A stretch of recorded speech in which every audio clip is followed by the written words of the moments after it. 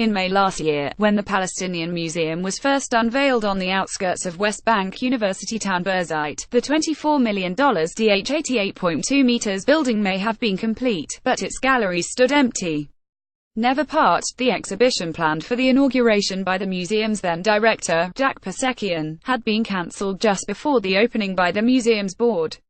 The cancellation accompanied Persekian's dismissal, but the opening ceremony went ahead as planned on May 16, the day after the commemoration of the 68th anniversary of the Nakba, or Day of Catastrophe. "We are celebrating the fact it is completed on time.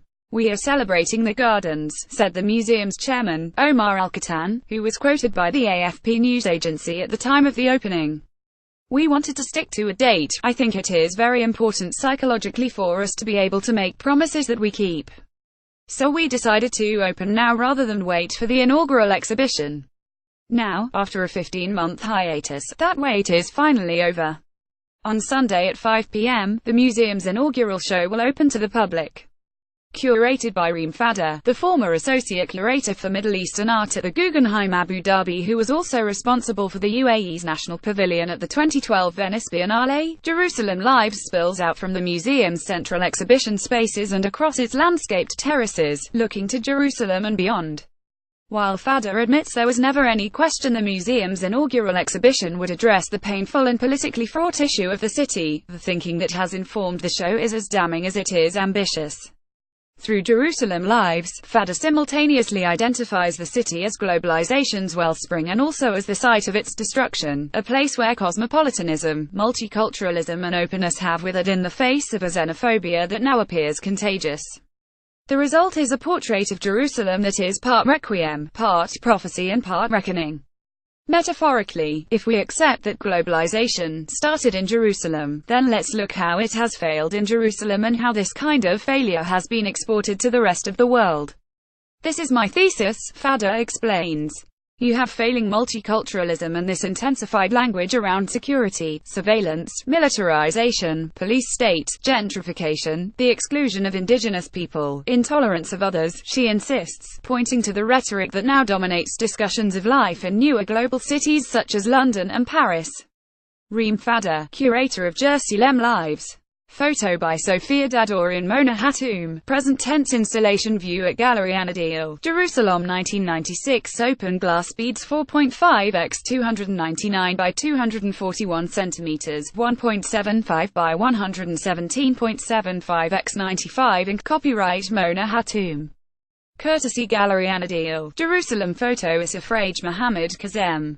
Directions Border, 2017. Photo by Hamoudi Shahadi. Copyright The Palestinian Museum. The Palestinian Museum in Birzeit, designed by Hennigan Peng Architects, opened in 2016. Photo by Awan Barn. Copyright The Palestinian Museum. One of a series of photographs by Ahad Ajiman documenting life in Jerusalem and the use of the city's iconic monuments in advertising. Courtesy Ahad Ajiman Mohammed Melahi, Palestine the Usurped Homeland, 1979. Copyright The Palestine Poster Project. Bob Gramsma. Facts on the Ground, OI 17241 2017. Concrete, steel reinforcement, soil. Photo by Hamoudi Shahadi. Copyright The Palestinian Museum. The Palestinian Museum in Birzeit. Photo by Awan Barn. Copyright The Palestinian Museum. When you have that kind of language, you start to understand that this was accepted worldwide because of what was happening in Jerusalem, and those same logics of control have now been exported everywhere else. Fadda admits that she has a difficult relationship with Jerusalem, both emotionally and politically. "It breaks my heart because I see it as a dead city, and emotionally, I don't know to deal with that," she says. "I want to show what it means to have a military occupation enforced on the city and exclusionary policies. This is very real, and it can be seen in zoning and house demolitions, in a stifled economy, in every facet of the city where rules are applied that have caused its death," she continues. "It's fascinating to see this in the microcosm of an exhibition, because it allows you to see this in all its intensity and how, because the world finds it completely acceptable, it has become the norm everywhere else."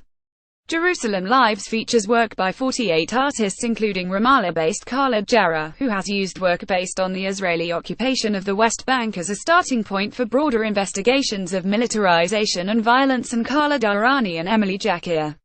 All three are associated with the International Academy of Art Palestine, the Ramallah-based art school that Fadda helped to establish in 2006.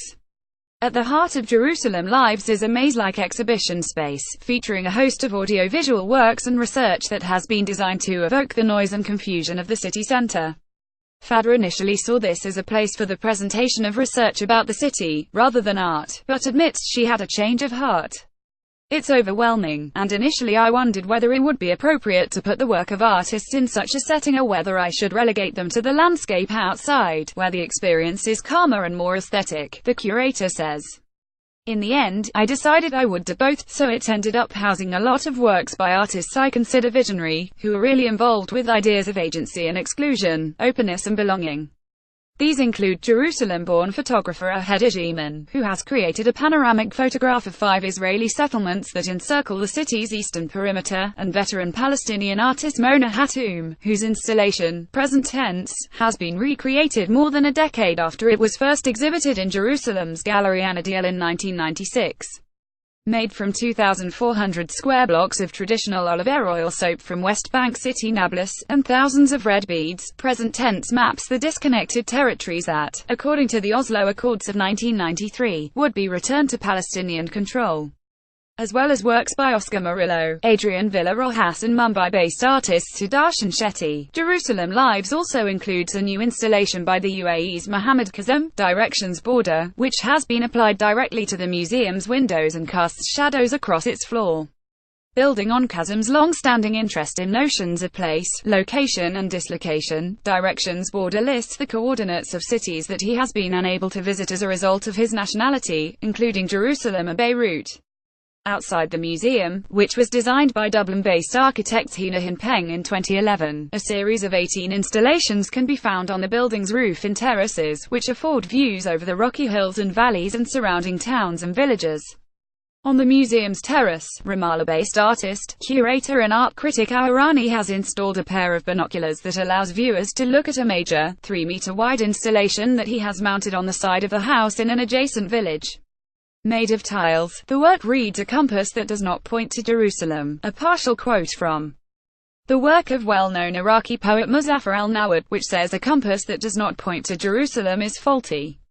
Farther down the ridge that forms the site of the museum, Swiss artist Bob Gramsma has constructed an enormous 150-ton sculpture, Facts on the Ground OI 17241, from concrete, steel reinforcement and soil. Constructed by using a natural cavity in the ground as a mold, the tectonic work not only looks like a part of the natural landscape, but also helps to frame it, while inviting visitors to climb over it, stand on it and sit beneath it, raising questions about the relationship between sculpture and landscape, presence and absence, identity and soil that speak directly to its immediate environment.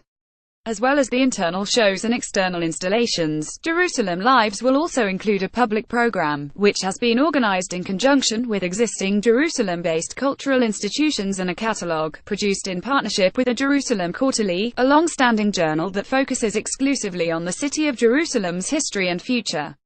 I sat with the editor, Salim Tamari, and said that I wanted to produce a special edition where he gave me a topic that would become the anchor for the catalogue, Fadda says. He decided that it should consist of 13 essays about the lives of some of the most important Jerusalemites and came up with the title, Jerusalem Lives, and that's how we arrived at the title of the show. Written by figures such as the Jerusalem-born artist Kamal Boulata and Palestinian-American academic Leila Abulafod, the essays include profiles of historical figures such as pioneering physician, medical researcher and ethnographer Tawfiq Kanan and Jerusalemite artist and educator Daoud Zalatimo. Read more. Shifting Ground, Ramallah Art Under Occupation Architecture AAU Anastas. While we wait at the VA and Concrete and Dubai, Architects of Hope rebuilding Gaza and imagining a Palestinian state. When she was invited to curate the show last December, Fadda admits the prospect of staging such a large, politically charged exhibition was daunting, after almost a decade spent living and working abroad, mostly in New York. Given the tight timeframe, I have to admit that I was nervous about accepting the commission. As a Palestinian with a West Bank ID, it's a place I can't even visit without a permit or being smuggled in, she admits, describing the experience of returning to curate the show as supercharged. But now that I'm back, it's like I'm finally regaining my footing with something I'm much more comfortable with. It feels like I'm really dealing with a political situation and looking it straight in the eye. That sense of political and aesthetic engagement and confrontation has marked Fadda's work as a curator since earlier years in the West Bank, when she worked on projects such as Liminal Spaces, which was designed to allow Arab and Israeli artists to voice their criticism of the construction of the separation wall that cuts through the West Bank. Through my studies and my work at the Guggenheim Abu Dhabi, I've always been a proponent of art that has emerged from the global south, that is politically and socially aware and that speaks to society, Fadda insists. I think what's happening here in Palestine is a great example of that. It's a very active art that is loud and that really speaks to the needs in society. Back at the museum's inauguration ceremony in May last year, Palestinian Authority President Mahmoud Abbas declared this museum will tell the world, the entire world, that we were here, we are still here, and we will continue to be here to build our independent state. Nobody can deny us this right. As defiant as it is eloquent, Fadda's ambitious Jerusalem Lives follows similar landmark events around the world, such as Palestine's first participation in the Venice Biennale in 2009, as the latest statement in a political struggle that knows no boundaries. Working on a show that is taking the pulse of the city and addressing things that are so urgent for us now, especially given what has happened recently at Al-Aqsa, Fadda says, describing the experience as a sort of political and intellectual homecoming. But for me, this is a cultural extension of that protest. Jerusalem Lives Tahrir al-Quds runs from August 27 to December 15 at the Palestinian Museum. Go to www.palmuseum.org.